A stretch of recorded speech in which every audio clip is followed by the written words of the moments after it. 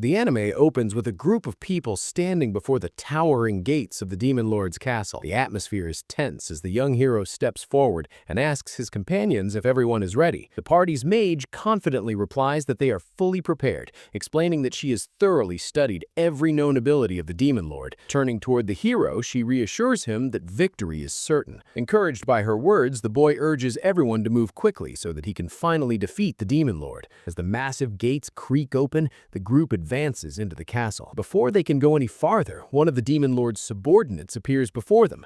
Laughing mockingly, the demon tells them that they will never reach his master unless they first manage to defeat him. The hero immediately attempts to activate a skill, but to his shock, his attack is effortlessly blocked. Refusing to back down, the hero charges forward, only for the demon to casually dodge and counterattack. Enraged, the hero draws upon his most powerful weapon and swings Excalibur with full force. However, the demon repels the attack as if it were nothing and strikes back, knocking the entire party to the ground. One by one, the heroes lose consciousness. At that moment, the hero notices a beautiful girl among his fallen companions. Instantly, he falls in love, realizing that she is exactly his type. His thoughts are interrupted when other demons appear and ask whether they should finish off the heroes lying helplessly on the ground. Panicking, the boy hurriedly tells them to stay inside the castle. The demons notice that he has been staring at the unconscious girl the entire time and accuse him of being a pervert. The boy quickly denies this, claiming that he was simply thinking about what to do next. When asked again whether they should kill the heroes,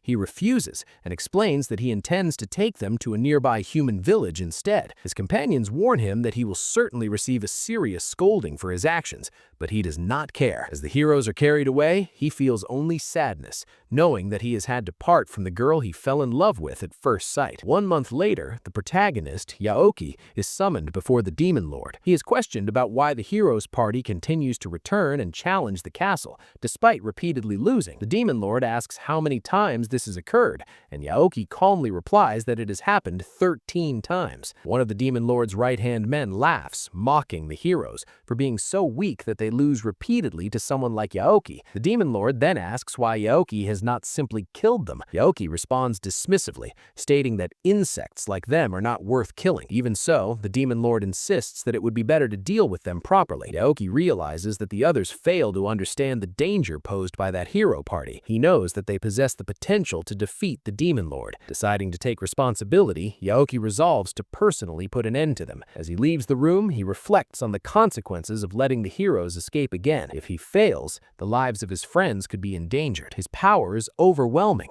so much so that it almost feels like cheating. If the heroes were to succeed and defeat the Demon Lord, the world would no longer be under demonic rule. With that in mind, Yaoki decided that the next confrontation would be the final one. The following day, the heroes' party appears once again. As expected, Yaoki effortlessly blocks their attacks and defeats them with ease, leaving only the female members standing. When another attack is launched, Yaoki calmly stops it. The hero struggles back to his feet and once again wields Excalibur, declaring that he must defeat the Demon Lord no matter what. Predictably, the attack is stopped again. Yaoki then makes a proposal. If one of the girls stays behind, he will allow the other 3 to pass. One of the girls believes this is their only option, acknowledging that they cannot defeat him. However, the hero immediately refuses the offer. The girl points out that if Yaoki truly intended to kill them, he could have done so many times already. Despite this, the hero refuses to trust him. Believing that this attempt may be different, she decides that saving the world is more important than preserving the life of a single priestess. She shouts for everyone else to move forward. The hero promises that once they defeat the Demon Lord, they will return for her immediately. Knowing that she can't even scratch Yaoki, she still chooses to fight. Her attack has absolutely no effect. Yaoki asks her to wait,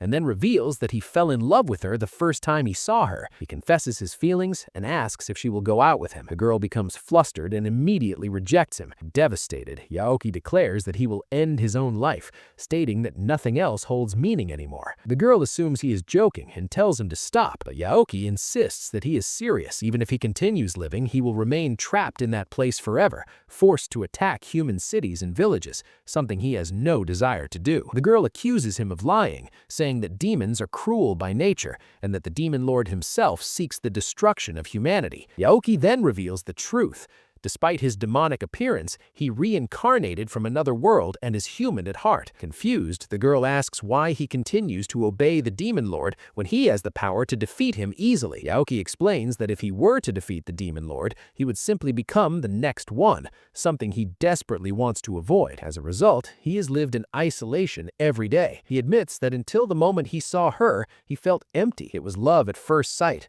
and during that short month, he felt truly alive for the first time since becoming a demon. Now, however, he believes none of it matters. The girl tells him that it does matter. With his immense power and human heart, he could help people. It is not too late, she says, and asks him to go with her to the outside world. The scene shifts to the human world, where people celebrate the defeat of the Demon Lord.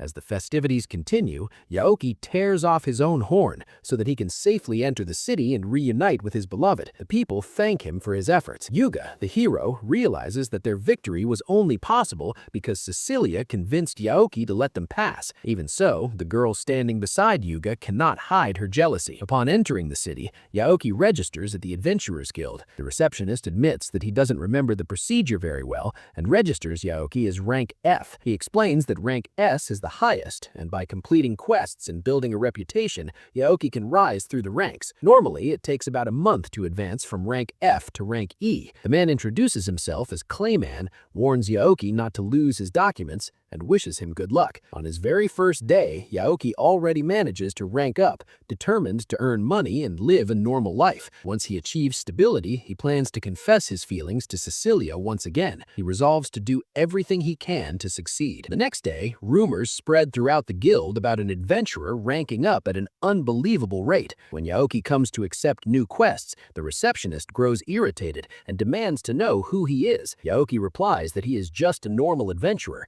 which only angers the man further. No one, he argues, goes from rank F to rank D in a single week. Yaoki admits that he may have overdone it, but believes it should be fine.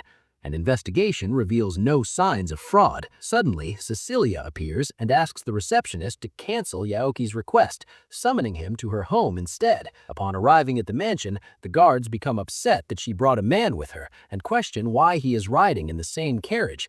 Cecilia scolds them, saying that Yaoki is just a friend. The guards burst into tears and apologize, while Yaoki feels hurt by being called just a friend. Inside the mansion, Cecilia apologizes for visiting so late, explaining that her obligations delayed her. Yaoki reassures her, saying that he has been enjoying his life as an adventurer, though he is genuinely happy to see her. She explains that she heard the rumors about Yaoki's rapid rise in rank and that it helped her locate him easily. Then she asks to leave the Adventurers Guild. Yaoki acknowledges that it is an unfair request and asks why. Cecilia explains that although the Demon Lord has been defeated, new threats remain. Human nations are beginning to compete for supremacy, and signs of future conflict are already emerging. The hero of her nation has received countless marriage proposals tied to politics, wealth, and power. Countries are gathering strength and talent to prepare for potential wars. She continues by saying that Yaoki's rapid rise could draw dangerous attention. With his abilities, he could reach rank S, but doing so might cause other nations to target him. If his demonic powers were discovered, he could be exploited or killed. For that reason, she asks him to lie low for now. Yaoki points out that he still needs money to survive. Cecilia offers to hire him and pay him a salary, even admitting that she can't afford someone of rank S.